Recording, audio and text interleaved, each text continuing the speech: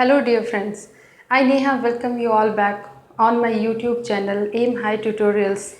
Friends, today we are going to restart the discussion of model auxiliaries. In previous classes we discussed three model auxiliaries, those were can, could and ought, and today's discussion is going to be started with the model auxiliary verb may.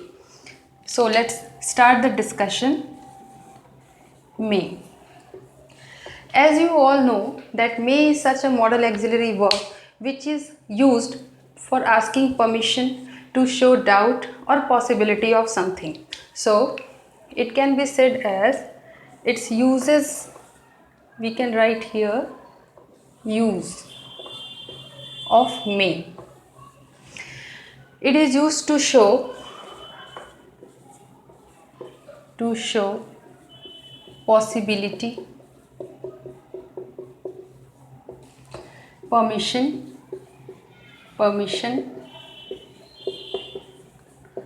doubt or uncertainty. Uncertainty means when we are uncertain about something, when we are doubtful about something, then we can use the modal auxiliary may. If we need to show a possibility about something, then also we can use the modal auxiliary may. And for asking for permission, also for seeking a permission, we can also use this modal auxiliary. Now let's take example of all of them and understand it. मैं यहाँ पे sentence में examples लिख के आपको sentences के through समझाऊंगी कि हम इसे कैसे समझ सकते हैं. So the first example is the match, no sorry, it may rain tonight.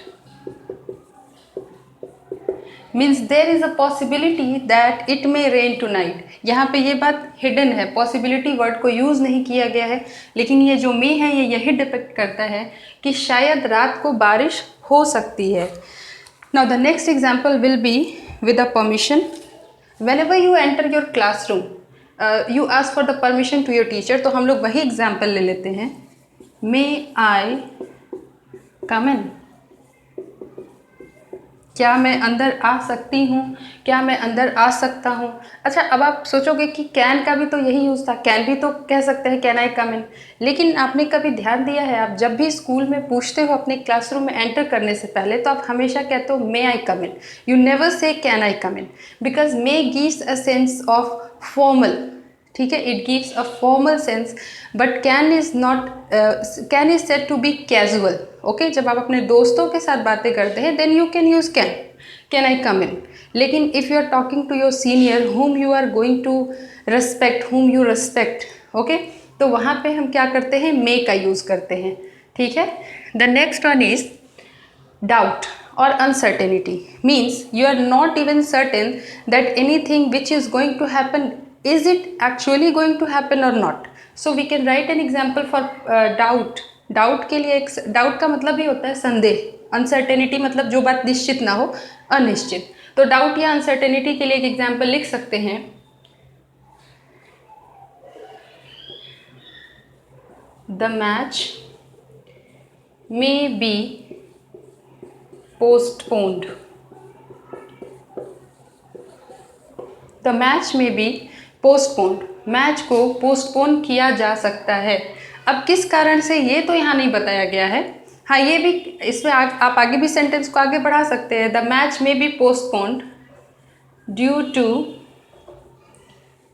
To the pandemic.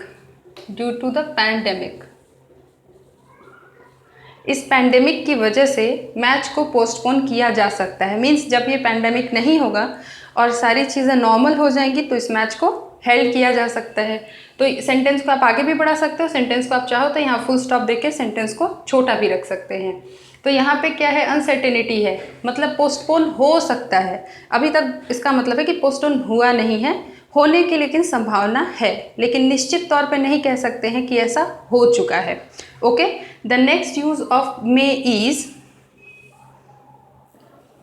It is also used to express, used to express strong will और विश। इसके अलावा ब्लेसिंग्स,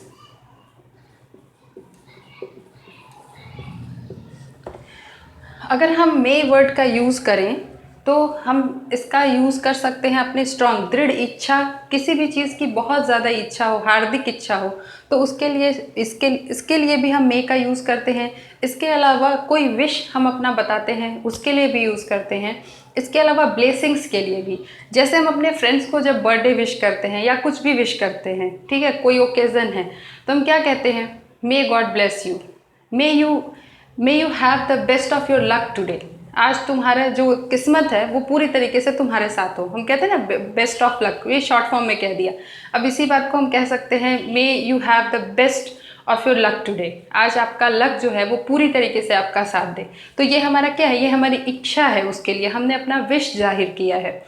इसके बाद blessings, may God bless you, भगवान तुम्हें आशीर्वाद दे या भगवान का आशीर्वाद तुम्हारे ऊपर बना रहे। तो ये क्या है, ये भाई ब्लेसिंग्स के लिए है।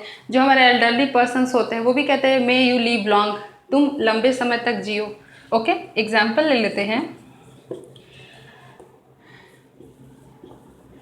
May you live long. और देखिए ऐसे जब सेंटेंसेस हम लोग बनाते हैं तो हमेशा यहाँ पे एक्सक्लेमेशन मार्क देते हैं, क्योंकि हमने एक्सक्लेमेटरी सेंटेंसेस में ये सीखा है कि हमेशा जब हम अपनी इच्छा को प्रकट करते हैं, हमारी जो दृढ़ इच्छा होती है या हमारी किसी भी प्रकार की कोई विश होती है, तो उसके बाद हम एक्सक्लेमेशन मार्क देते हैं। Now one more example is that we can say may you have the best of your luck today। आज तुम्हारा जो लक है, आज तुम्हारी जो किस्मत है वो पूरी तरीके से तुम्हारा साथ दे। तो ये जो एग्जाम्पल है ये इसका हुआ विल या विश के लिए, और दूसरा जो एग्जाम्पल है ये ब्लेसिंग का एग्जाम्पल है, मे यू लिव लॉन्ग, तुम्हें लंबी उम्र प्राप्त हो। अब मे का जो अगला यूज़ है वो है, see it is actually used for adverbial clause of purpose। okay, we can write here that may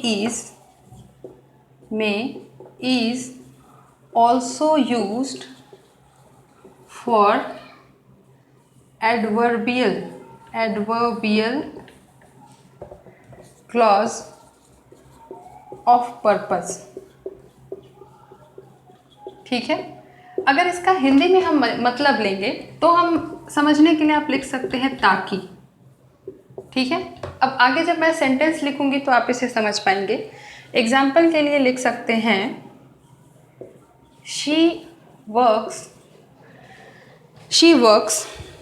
ये देखिए, ये जो सेंटेंस है, सेंटेंस को लिखने के बाद आपको ये ज़्यादा अच्छे तरीके से समझ में आएगा। She works hard so that she can pass the exam। वह इतनी मेहनत करती है ताकि वह परीक्षा में पास हो सके। ये जहाँ so that जो है ये हमें यही सेंस देता है। I work so hard so that I can earn my livelihood। मैं इतनी मेहनत इसलिए करती हूँ ताकि मैं अपने जीवन यापन के लिए अर्न कर सकूँ, कमा सकूं। ठीक है, ये मेरे ख्याल से समझ में आ गया होगा। Okay, the next use of may is, see यदि हम मे हैव के साथ if we put may have plus past participle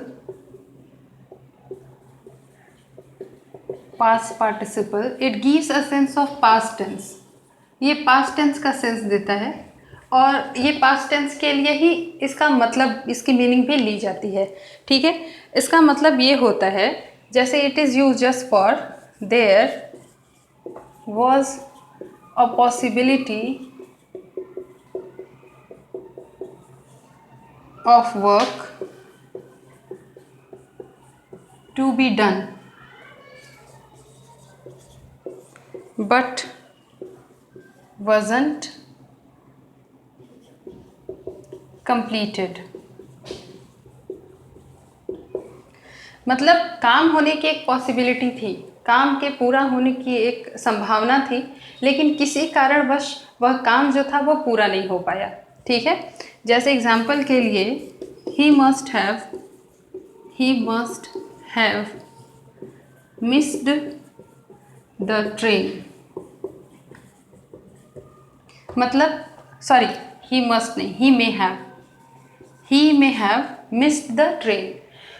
उसकी ट्रेन छूट गई होगी, मतलब ये पूरी संभावना थी कि उसकी वो ट्रेन पकड़ सकता था, वो ट्रेन में जा सकता था, टाइम पे ट्रेन को ले सकता था, लेकिन उसकी ट्रेन जो थी वो क्या हुई, वो छूट गई। वो ट्रेन किसी भी वजह से कैच नहीं कर पाया, वो ट्रेन में बैठ नहीं पाया। Okay, now let's talk about some exceptions of may. जब हम मे को यूज़ करेंगे तो कौन सी चीज़ों का हम ध्यान रखेंगे कि वो सारी चीज़ें हमें नहीं करनी है। Okay, when I started the discussion about may, I said one thing, that when you are using may, it is used for permission, doubt, uncertainty or possibility. But if you are asking for the permission and your permission is denied, आपने permission के लिए पूछा, आपने पूछा कि मे I come in, may I go out, ठीक है, लेकिन आपका परमिशन जो था उसके जवाब में आपको हाँ यस सुनने को नहीं मिला, वो डिनाई कर दिया गया, उसके लिए मना कर दिया गया आपको। तब आप क्या करेंगे, तब उस सेंटेंस को हम कैसे लिखेंगे। जैसे अगर मान लो कि कोई भी वर्ब होता है, जैसे इज़ है तो इसके साथ नॉट जोड़ देते हैं, तो इज़ंट लिख सकते हैं या इज़ नॉट भी लिख सकते हैं। विल के साथ नॉट जोड़ देते हैं, ठीक है, तो वोंट बना देते हैं। जैसे कैन है, कैन के साथ नॉट जोड़ दिया तो बना दिया कैन नॉट। ओके, इसके अलावा कुड, जो हम लोग पहले ही कर चुके हैं, तो कुड के साथ नॉट जोड़ेंगे तो ये हो जाएगा कुडंट। ओके, तो अब क्या मे के साथ भी हम नॉट लगा करके इसको मे नॉट बना सकते हैं। मेंट आपने कभी नहीं देखा होगा, ये यूज़ हमेशा गलत होगा, कभी भी इस तरह से इसका यूज़ नहीं करेंगे। इसके बाद अगर कभी भी आप सेंटेंस में नॉट लगा रहे हैं तो वहाँ पे मे नहीं यूज़ होगा। ओके, इस मे को रिप्लेस कर दिया जाएगा किसके लिए, इफ परमिशन इज डिनाइड। अगर आपने परमिशन के लिए पूछा है और वो परमिशन क्या होता है, डिनाई कर दिया जाता है, तो उसके लिए एक एग्जांपल मैं लिखती हूँ, जैसे मे आई कम इन, क्या मैं अंदर आ सकती हूँ। ओके, अब इस सेंटेंस को आप लिखो ऐसे, नो यू मे नॉट। ये जो है ये गलत है, इसे हम ऐसे नहीं लिख सकते हैं, इसे लिख सकते हैं इस तरीके से, नो यू कांट, और या आप यहाँ लिख सकते हैं मस्ट, मस्टंट, या फिर आप ये भी लिख सकते हैं नो यू कैन नॉट और मस्ट नॉट। तो ये जो दोनों तरीके हैं ये सही होंगे, मतलब कि आप इसे रिप्लेस कर सकते हैं, इस मे नॉट को आप रिप्लेस कर सकते हैं कांट या मस्ट नॉट के साथ, या फिर इस तरीके से आप इसे रिप्लेस कर सकते हैं। ठीक है, इसका मतलब है कि आप कभी भी मे नॉट का यूज़ जब आप सेंटेंस में करेंगे तो मे नॉट का यूज़ नहीं करेंगे, मे के साथ आप नॉट को नहीं लगाएंगे। Now let's come to the another modal auxiliary, that is might. See, when we talk about might, we all know that may का ही past representation जो है वो might है, मतलब may का ही ये क्या है, पास्ट फॉर्म है। जब आप रिपोर्टिंग स्पीच को रिपोर्टेड स्पीच में कन्वर्ट करके लिखते हैं, तो रिपोर्टिंग स्पीच में अगर आपके पास सॉरी आपने मॉडल एक्सिलरी में यूज़ किया है तो वो तुरंत चेंज हो जाएगा माइट में जब आप उसे रिपोर्टेड स्पीच में कन्वर्ट करेंगे। ओके, तो अब क्या ये ज़रूरी है कि हम जब भी माइट का यूज़ करेंगे वो पास्ट टेंस में ही होगा? नहीं, ऐसा बिल्कुल भी नहीं है। It is the past form of May. Okay, past form of May, but it isn't necessarily used for past। ये हमेशा पास्ट में ही यूज़ किया जाएगा ऐसा कुछ नहीं होता है। ठीक है, मतलब आप इसका मतलब ये हुआ you can use it can be used in past, present और फ्यूचर इक्वली। आप इसका यूज़ जो है ये इट कैन बी यूज्ड मतलब पास्ट, प्रेजेंट, फ्यूचर कोई भी टेंस का सेंटेंस होगा आप इसे इक्वली यूज़ कर सकते हैं। ठीक है, एक और बात, अगर हम इसके एक रूल की बात करें तो वो ये है, देखिए जब भी हम माइट का यूज़ करते हैं तो इन्फिनिटिव टू जो है, infinitive to isn't used with might के साथ कभी भी इन्फिनिटिव टू का यूज़ नहीं करते हैं। मतलब वर्ब के इन्फिनिटिव फॉर्म को यूज़ करते हैं लेकिन इन्फिनिटिव का जो सिंबल है, जो साइन है टू, उस साइन का यूज़ नहीं करते हैं। जैसे हम लोगों ने लास्ट क्लास में डिस्कस किया था ऑट, तो ऑट में के बाद क्या होता था कि हम लोग हमेशा टू जो इन्फिनिटिव का साइन है उसे यूज़ करते थे, लेकिन माइट के साथ ऐसा नहीं है। माइट के साथ हम कभी भी इन्फिनिटिव टू का यूज़ नहीं करेंगे। एग्जाम्पल के लिए ले सकते हैं, he might go for a walk। वह वॉक के लिए जा सकता है, वह वॉक के लिए जा सकता है। यहाँ गो टू नहीं लगाएंगे, माइट टू भी नहीं लगाएंगे, लेकिन अगर इसी सेंटेंस को ऑट के साथ हम बनाएंगे तो क्या लिखेंगे? He ought to go for a walk. उसे वॉक के लिए जाना चाहिए, क्योंकि ऑट जो है वो सजेशन का सेंस देता है वहाँ पे। और ऑट एक ऐसा मॉडल एक्सिलरी वर्ब है जिसके साथ हमेशा इन्फिनिटिव का साइन टू लगा रहता है। Okay, the next one is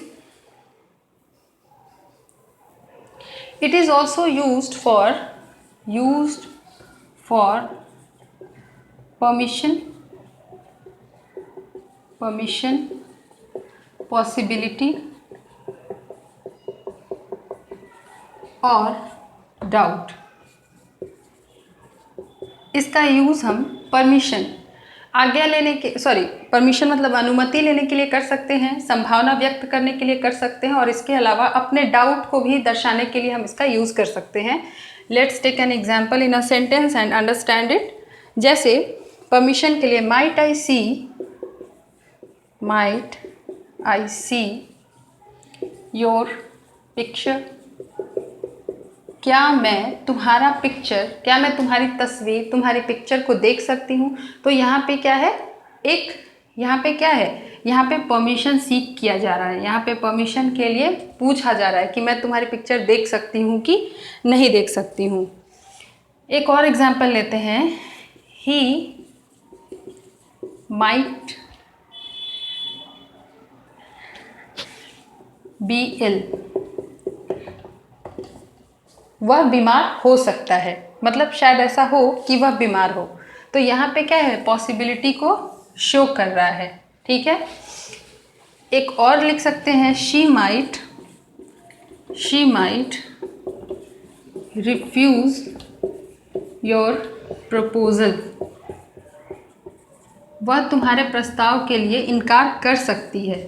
ठीक है, मतलब ये हो सकता है कि वो यस भी कह दे और ये भी हो सकता है कि नो कह दे, क्योंकि जब हम डाउटफुल सिचुएशन में होते हैं तो डाउट का मतलब क्या होता है, 50-50 means you are not sure about is it going to be done और नॉट। आप ये भी श्योर नहीं होते कि ये होगा ही, और ये भी श्योर नहीं होते हैं कि ऐसा नहीं होगा। दोनों ही पॉसिबिलिटीज़ बनी रहती हैं। So the next use is actually whenever we have might, जब आप माइट को ले लेते हो और माइट के साथ जब आप इन्फिनिटिव मतलब वर्ब का इन्फिनिटिव फॉर्म लेते हो, जैसे माइट प्लस इन्फिनिटिव। जब हम माइट के साथ इन्फिनिटिव ले लेते हैं तो ये हमें क्या बताता है? शोज सजेशन और request.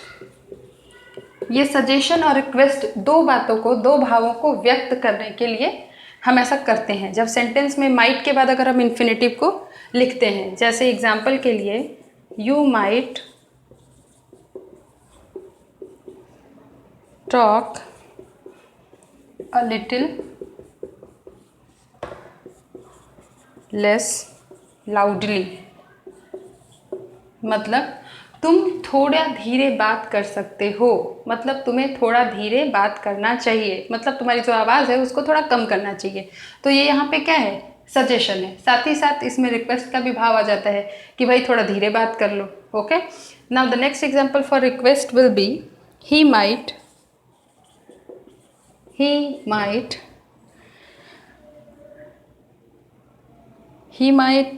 Do you a favor tomorrow। वो कल तुम्हारे लिए कुछ कर सकता है, मतलब अगर तुम्हारे लिए कुछ करना है तो शायद वह कल तुम्हारे लिए ऐसा करेगा। Now friends, I think that this all is clear to you, so please keep on just practicing it all the modal auxiliaries which have been discussed up till now।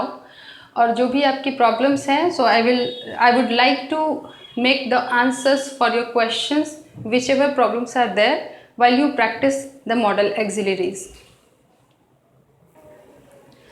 I hope that the explanation given by me is actually beneficial and helpful for you in understanding the chapter which I am discussing right now, and in upcoming days I would try my level best to discuss all these things very much easily। मैं इसको और भी ज़्यादा low level पे और easy level पे समझाने की कोशिश करूँगी, जैसा कि मैं अभी भी कर रही हूँ। And friends, thank you very much for watching, and if you like it, please watch, like, comment. If you have any problem or queries, you can comment in the comment section, and please do share, like and subscribe, and please never forget to share it to your friends. Thank you once again for watching.